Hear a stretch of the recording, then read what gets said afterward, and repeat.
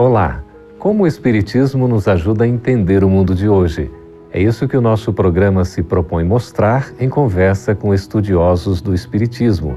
E o tema do nosso programa de hoje é intuição. Prepare-se, Entre Dois Mundos está começando agora.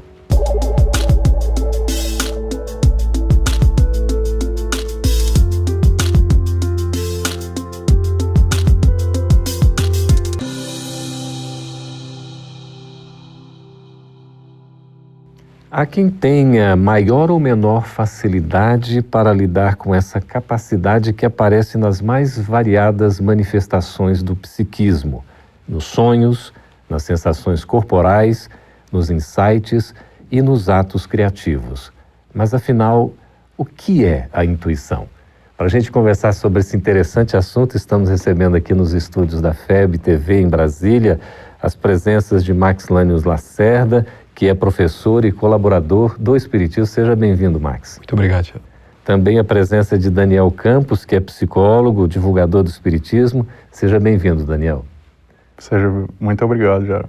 Olha, para a gente começar a conversar a respeito desse tema, que às vezes as pessoas, Max e Daniel, não entendem bem, e a gente mesmo não consegue entender direito o que é propriamente a intuição. Daniel, você poderia nos dizer o que é intuição? A gente pode dizer que é uma capacidade sobrenatural? A intuição, baseada no pensamento kardeciano, ela não é um fenômeno sobrenatural, porque Allan Kardec define a intuição e coloca no campo da mediunidade. Allan Kardec, no capítulo 15 de O Livro dos Médiuns, assevera que a mediunidade encontra um aspecto de muitos espectros, abrangendo vários fatores do psiquismo humano, e dentre eles a intuição. E como a mediunidade está no campo dos fenômenos das leis da natureza, como uma expressão da lei da natureza, a intuição também aí se enquadra como um fenômeno natural das leis da natureza, obviamente se afastando dos fenômenos sobrenaturais, que são caracterizados como fenômenos que não se enquadram nas leis da natureza. Então a intuição nada mais é, na concepção de Allan Kardec, a informação que um indivíduo recebe através da sua mediunidade, e ela decorre de uma inteligência externa, de um espírito. Ele recebendo aquela informação, ela lhe cai na consciência, no campo da mediunidade, e ele dá expressão àquela informação recebida, às vezes uma vontade ou um pensamento. Mas ele é muito consciente dessa expressão. Ele recebe isso da ideia do espírito no campo da mediunidade e pode muitas vezes produzir um texto, uma informação falada. Perfeito. Ô Max, a gente poderia dizer que a intuição é uma espécie de pressentimento no inconsciente nosso? Pois, Geraldo, aí nós podemos lembrar que tem intuição e inspiração, né? Os dois às vezes se confundem, né? A inspiração pura seria aquela influência do espírito sem a participação direta do espírito que está sendo influenciado. Enquanto que a intuição, o aspecto anímico entra em cena, né? Os seus conhecimentos anteriores, a sua bagagem, quando suscitados, quando trazidos à tona, eles obviamente servem para nos orientar nos passos da vida, né? Então ela pode ser sim de caráter muito mais abrangente, inclusive a intuição do seu planejamento reencarnatório, por exemplo. Você fez um planejamento reencarnatório e tem certas coisas que você irá passar. No momento certo, é comum a gente se lembrar dessas coisas de maneira mais sutil, de maneira menos clara, mas de maneira perceptível, que faz com que você se prepare. Então, sim, a intuição tem um caráter bastante largo, bastante abrangente, né? Pode ser lembranças misturadas com influências, pode ter a várias participação de vários movimentos aí, né? É muito interessante isso que o Max fala, porque ele traz um espectro até maior sobre a intuição, e no caso, nessa expressão da intuição, no caso do pressentimento, e que Allan Kardec coloca no Livro dos Espíritos, e ele coloca justamente essa questão como uma expressão anímica, ou seja, algo que sai da alma, né, algo que vem da própria alma do indivíduo, como também algo mediúnico, no qual ele se conecta com o espírito e produz aquela informação. Então nós temos essas duas expressões, mediúnica e anímica, que sai da alma do indivíduo. Então, quando se fala que a pessoa, né, ela está bem ou mal intuída, às vezes a gente mesmo diz, olha, eu não estou bem certo se eu estou bem intuído ou não, será que eu devo seguir minha intuição? Como é que fica nesse contexto, Max? A intuição, geralmente, é boa. O problema é saber ler, o problema é saber interpretar. Geralmente a intuição, quando vem, ela é bem característica. E aí é que entra o ponto de como se preparar para perceber essa intuição.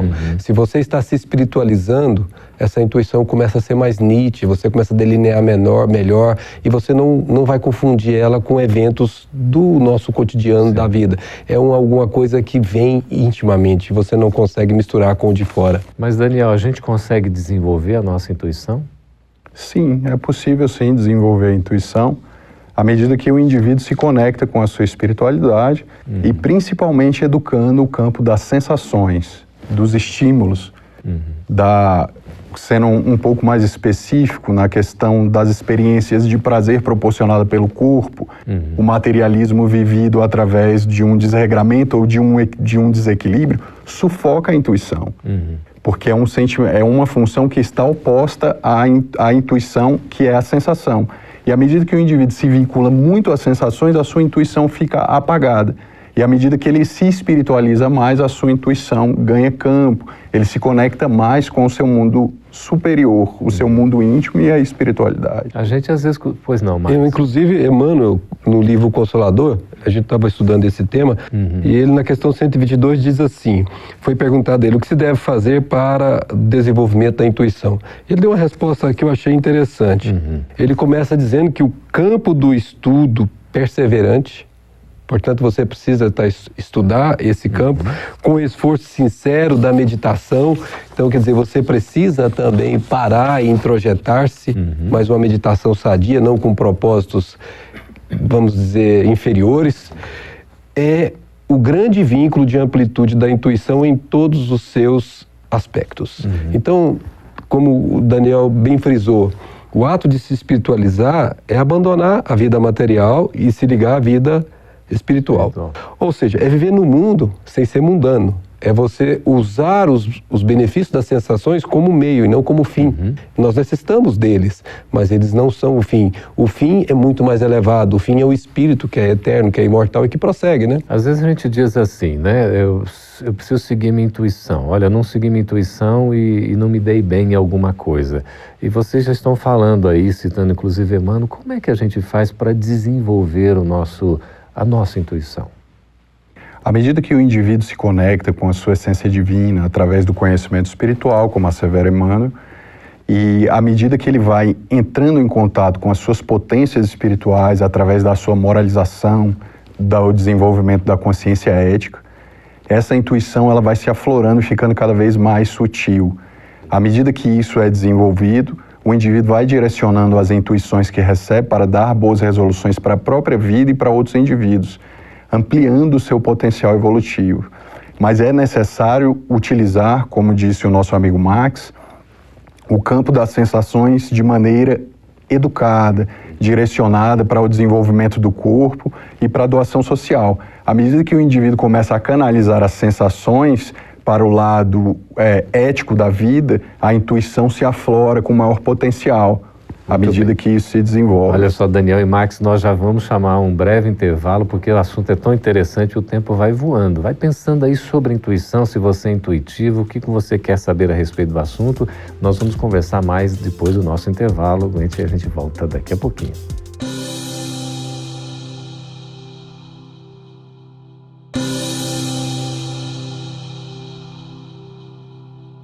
Estamos de volta com Entre Dois Mundos, conversando a respeito de intuição. Recebendo aqui nos estúdios da FEB TV em Brasília, Max Lane, professor, colaborador do Espiritismo, e também Daniel, psicólogo, divulgador da mensagem espírita. Eu vou fazer uma pergunta dupla para que vocês dois respondam. Sócrates e Platão, a gente pode considerar como exemplos de filósofos visionários intuitivos?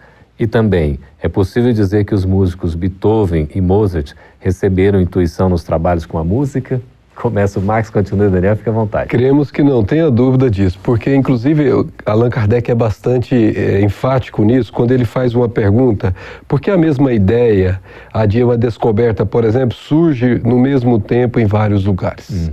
E eles respondem, os espíritos, já dissemos que durante o sono os espíritos se comunicam entre si. Pois bem, quando o corpo desperta, o espírito se lembra do que aprendeu e o homem julga ter inventado.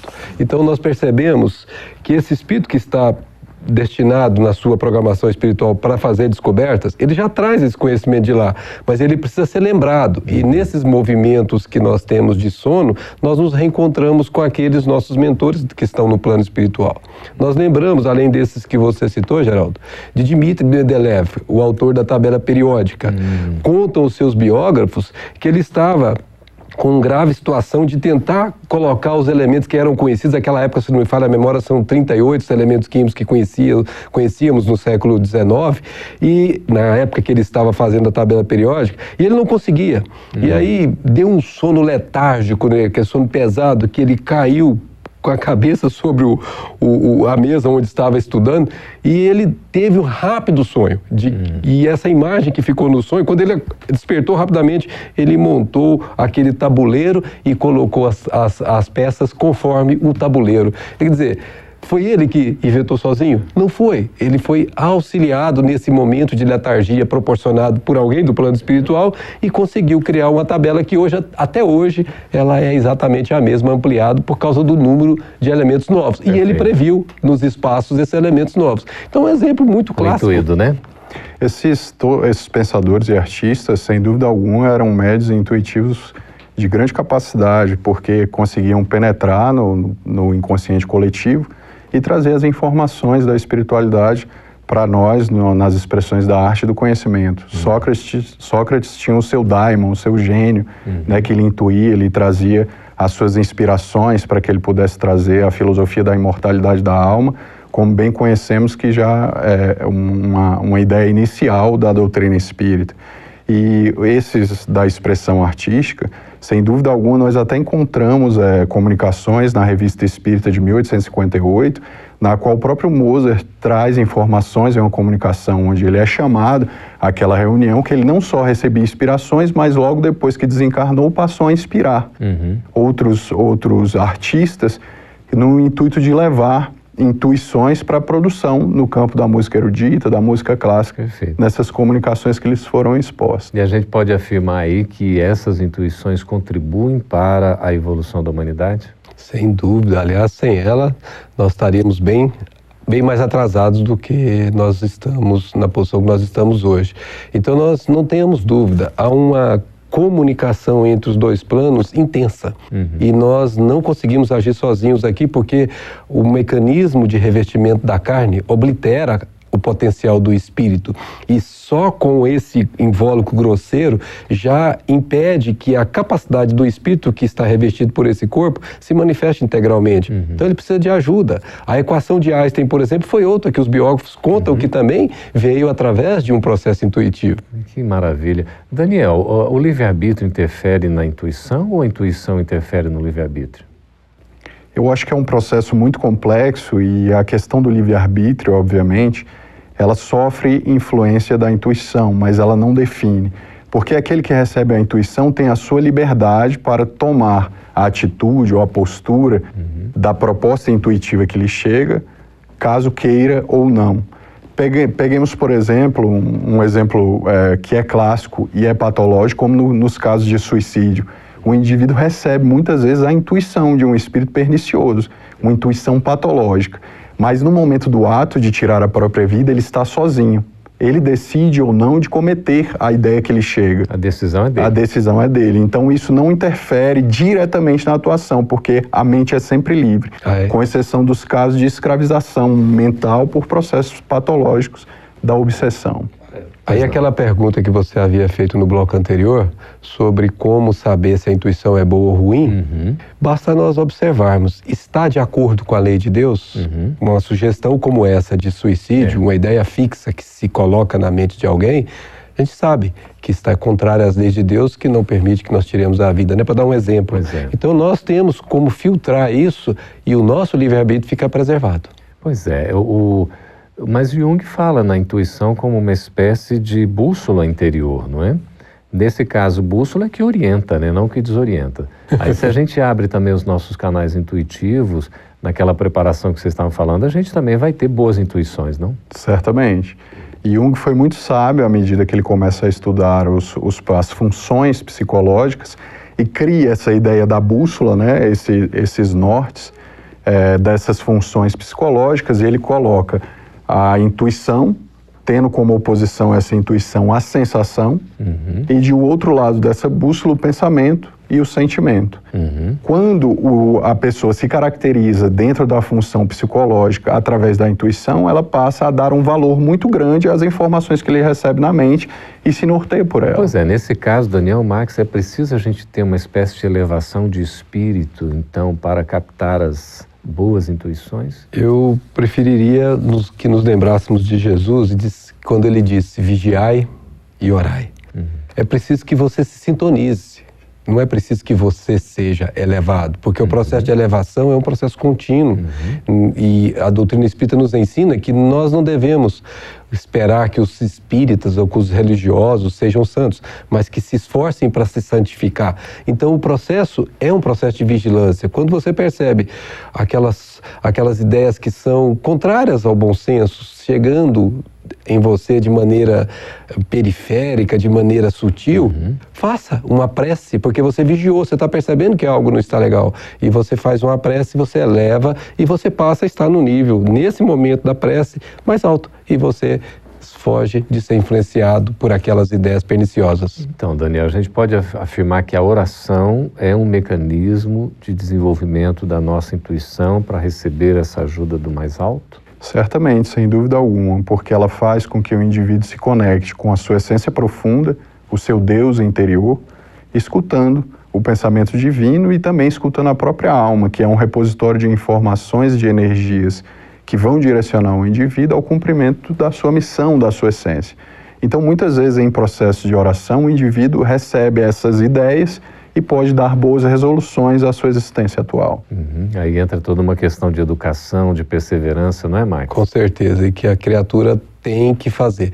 Aí é o que está, vamos dizer assim, como uma marca entre o que é ser um religioso que é externo, que vê o lado externo, e um religioso que vê por dentro. Pois é. Ninguém prescinde do esforço para crescer. Exatamente. Estamos conversando com Daniel Campos, com o Maxilane Lacerda. Muito obrigado pela participação. E nós já vamos para mais um intervalo, voltando para conversar já sobre as suas perguntas. Fique à vontade para nos escrever, a gente está aqui à disposição. Daqui a pouquinho nós voltamos.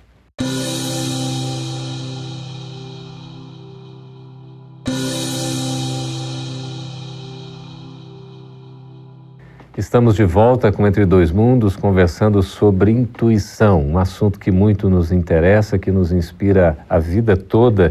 Max, agora nós já vamos responder as perguntas dos nossos espectadores, e é Guilherme Souza, de Dourados, no Mato Grosso do Sul. Ele pergunta assim: intuição é a mesma coisa que premonição? Então, intuição é o geral. A premonição é uma faceta da nossa intuição. E a premonição é verdadeiramente uma lembrança de alguma coisa que nós planejamos.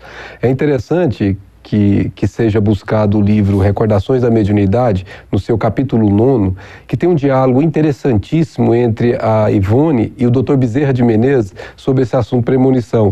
Por exemplo, uma pessoa que está prestes a desencarnar, muitas vezes tem a premonição da sua desencarnação, e ela é levada ao plano espiritual, e o seu benfeitor, espíritos familiares, aqueles que estão acompanhando o desenvolvimento dela aqui na Terra, alertam-na e reforçam os conteúdos que ela tinha como espírito, para que o enfrentamento do processo seja com muito mais força, com muito mais segurança e com muito mais paciência e paz. Seja o próprio óbito seja o óbito de um familiar querido, que é muito dolorido para a maior parte de nós. Então isso é uma bênção. A premonição é um tipo de intuição que prepara você para o enfrentamento do testemunho difícil. E quando se trata assim de coisas alarmantes, às vezes aquela preocupação apocalíptica, eu estou com uma má premonição, uma coisa que não me deixa em paz. Como é que fica isso? Aí nos parece mais, né, Daniel, aquilo que o Daniel falou, parece mais um processo de pensamento de alguém querendo invadir. Então parece alguma coisa perniciosa e, de novo, vigiar e orar e deve ser buscado por essas pessoas. Muito interessante isso que o Max fala, porque à medida que recebemos a intuição, seria interessante fazermos duas perguntas a nós. O para quê e o porquê estou recebendo essa informação. Para que possamos passar um filtro nesse sentido e dar uma boa orientação à informação que você recebe. Perfeito. Nessa linha, o Ricardo Santos de Brasília, Daniel, está perguntando o seguinte, pode-se ter intuição através de um sonho, por exemplo? Perfeitamente.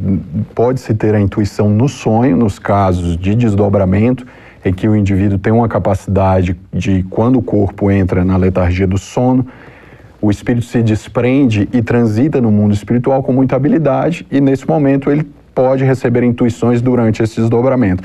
E o próprio sonho, os sonhos ditos psicanalíticos, os sonhos que são elaborações do inconsciente, eles trazem uma mensagem da própria alma do indivíduo e que, posteriormente, quando o indivíduo está em estado de vigília, aquele sonho produz uma intuição sobre aquelas informações que foram traçadas no sonho que aparentemente não pareciam não fazer nenhum sentido. Que podem lhe ser úteis. E que podem lhe ser Inclusive, úteis. Geraldo, complementando um pouco o Daniel, na questão 415 de O Livro dos Espíritos, Kardec faz uma pergunta interessante. Eles haviam dito para Kardec na questão anterior que nos encontramos com pessoas no plano espiritual. Ele falou, para quê? Se nós esquecemos. Sim. E aí a resposta deles é exatamente na linha do que o Daniel falou.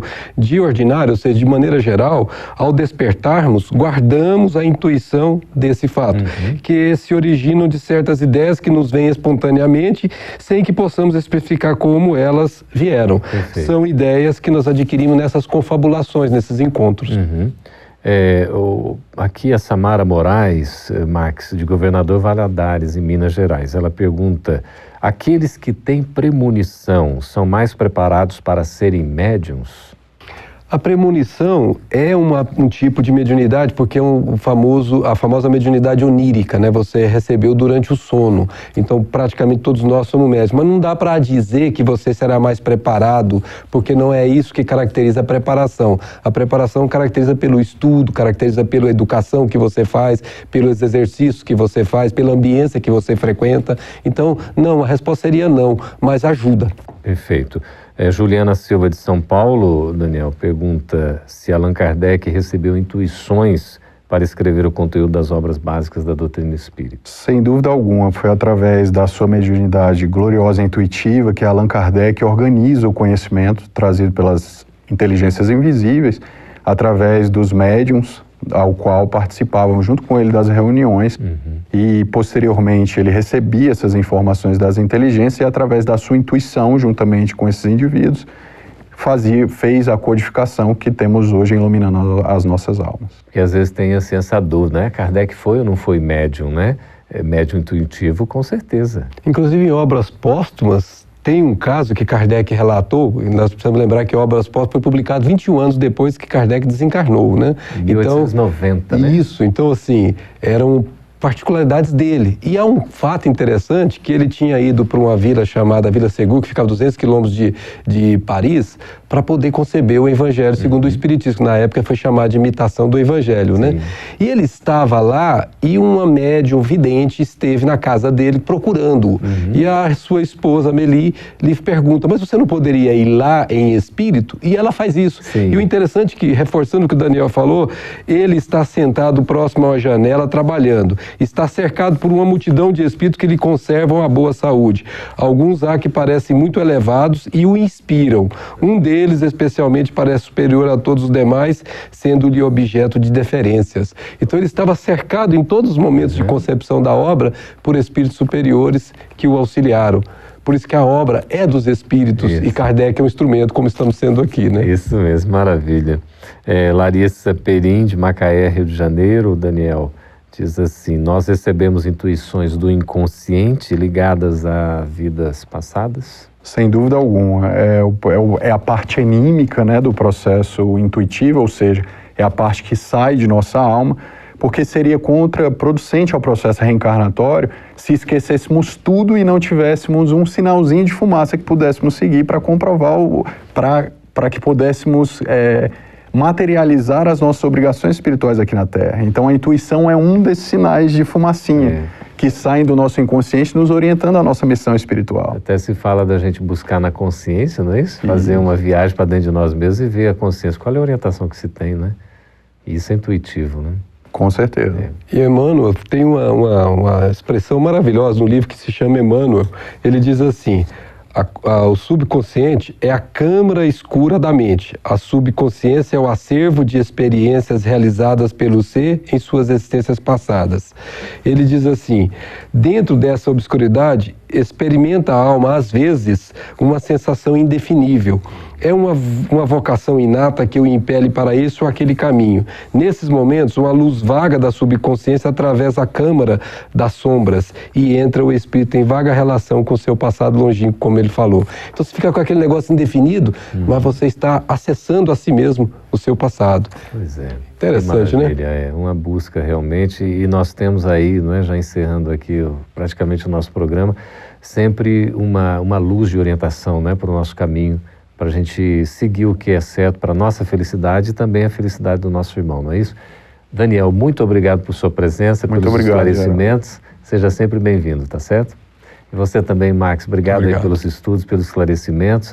Esteja conosco em outras oportunidades. Deus quiser, muito obrigado. E vocês que participaram, que nos escreveram, é muito importante a sua colaboração. A sua participação enriquece demais o Entre Dois Mundos. Você pode assistir a este programa novamente, assim como a outros no canal Gotas de Luz. Esteja à vontade para participar sempre que quiser. Nós estamos aqui à disposição para conversar, para esclarecer, para divulgar o Evangelho de Jesus à luz do Espiritismo. Que sejamos todos abençoados nesse propósito. Muito obrigado pela presença e até o próximo Entre Dois Mundos.